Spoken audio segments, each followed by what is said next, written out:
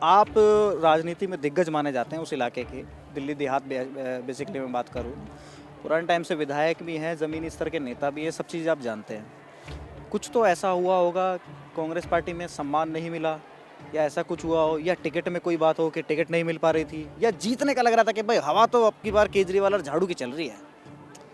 देखो, पार्टी ने मुझे 2003 से, जब मैं यूथ कांग्रेस में था, जब से सम्मान दिया है और मैं 5 इलेक्शन कांग्रेस पार्टी से लड़ा।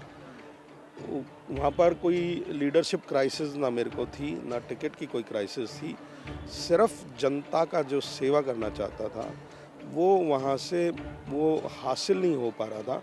उसी वजह से मैंने केजरीवाल जी का हाथ थामा है अपनी जनता की आवाज़ पर, मटियाला की आवाज़ पर। और मटियाला में जो विकास के कार्य कम हुए हैं या और आगे बढ़ाने हैं, जो समस्याएं आगे बढ़ाने, क्योंकि मटियाला विधानसभा दिल्ली की सबसे बड़ी विधानसभा है जिसमें हर तरीके का वर्ग रहता है, अनऑथराइज भी रहता है, जे क्लस्टर के लोग भी हैं, ग्रामीण पृष्ठभूमि के गांव भी हैं, जहां पर एलिट सोसाइटीज़ भी हैं जिसमें पूरी द्वारका आती है। तो हर तरीके के आदमी रहते हैं। तो उन लोगों के काम के लिए मुझे आम आदमी पार्टी ज्वाइन करनी पड़ी और हम आम आदमी पार्टी का हाथ पकड़ के अरविंद केजरीवाल जी के साथ लगकर और 70 की 70 विधानसभा जीतकर, और 70 की 70 जीतेंगे। 70 की 70 जीतेंगे। आदरणीय अरविंद केजरीवाल जी ने जो अपनी बहनों को और माताओं को जो तोहफा दिया है, बहुत उत्साह है।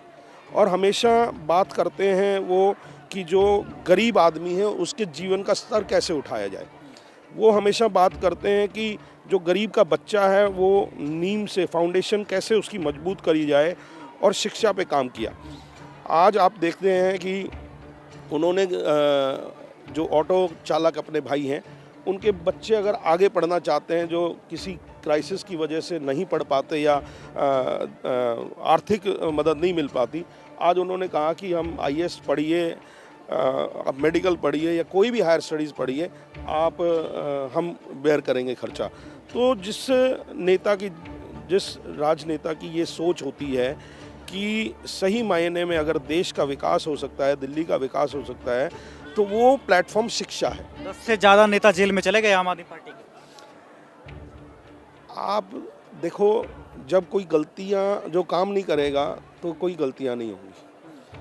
आप काम करेंगे तो आपकी आलोचना भी होगी, आपको काम करने से रोका भी जाएगा। आज अरविंद केजरीवाल जी को जेल में भेजा, संजय सिंह जी को जेल में भेजा, मनीष सिसोदिया जी को जेल में भेजा, लेकिन कुछ साबित तो हुआ नहीं ना। जेल में तो आपको कल आप अगर आप कोई किसी के खिलाफ बोलेंगे तो आपको भी भेज सकते हैं। लेकिन छवि तो खराब, तानाशाही तो चल रही है ना। छवि तो खराब हुई ना। तानाशाही तो चल रही है। जो तानाशाही से डर जाता है वो पार्टी छोड़ के चला जाता है, जो तानाशाही को सहता रहता है वो जेल चला जाता है। कैलाश गहलोत की बात कर रहे हैं।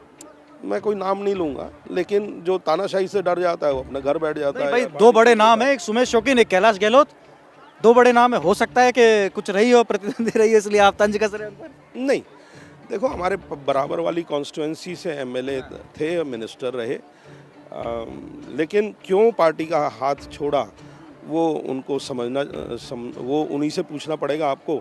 मैं ये समझता हूँ कि जो पूरे देश में एक भय का माहौल नेताओं के प्रति चलाया जा रहा है, वो ज़्यादा डेमोक्रेसी के लिए ज़्यादा ठीक नहीं है।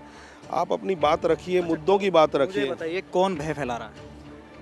आप बिल्कुल जानते हैं। आप बताइए। आप बहुत समझदार इंसान हैं, आपको पता है, आप मीडिया इतने देर से कवर कर रहे हैं इंडिया टीवी की तरफ से। आप मेरे मैं तो कह रहा हूँ संविधान का राज चल रहा है। मेरे मुखारबिन से क्यों आप कोई ऐसा तो चुनावी मैदान में सुमेश जी, अब तो बता सकते हैं। नहीं, आप देखिए, हम बात करते हैं मुद्दों पर, हम बात करते हैं ज़मीनी स्तर पर, हम बात करते हैं दिल्ली के लोगों की, अनऑथराइज कॉलोनी में रहने वाले लोगों की, या जो भी जहाँ पर रहता है उसके जीवन के स्तर को ऊपर करने की, एक दिल्ली अच्छी जगह उनके लिए रहे, बने, इस पे हम काम करते हैं। और वो अरविंद जी का भी ध्येय वही है। तो बीजेपी कह रहे हैं आपकी बार साफ कर देंगे, दिल्ली से साफ हो जाएगा आपका। साफ करने का काम हमारा है, झाड़ू का। तो वो आपने सुना भी होगा, उनका भी कहना है कि कीचड़ में कमल खिलाएंगे। चलेगी झाड़ू, उड़ेगी धूल, और फूल तो रहेगा ही नहीं। और हाथ के कुछ लोग जीत के आएंगे, मुझे ऐसा लगता है। कितनी सीटें जीते? अभी 70 की 70 सीटें आप आम आदमी पार्टी को जिता रहे थे, आप कह रहे कांग्रेस, पुराना प्रेम जा नहीं रहा है आपका। नहीं, प्रेम तो आम आदमी पार्टी से ज़्यादा है। इस वजह से हम आम आदमी पार्टी के साथ हैं। मुझे लगता है कि इस बार एक ये जो बहनों ने और माताओं ने जो ठानी है ना, इस बार दोनों पार्टियों की ज़ीरो करने वाले हैं। 70 की 70 केजरीवाल साहब को आके इतिहास बनेगा।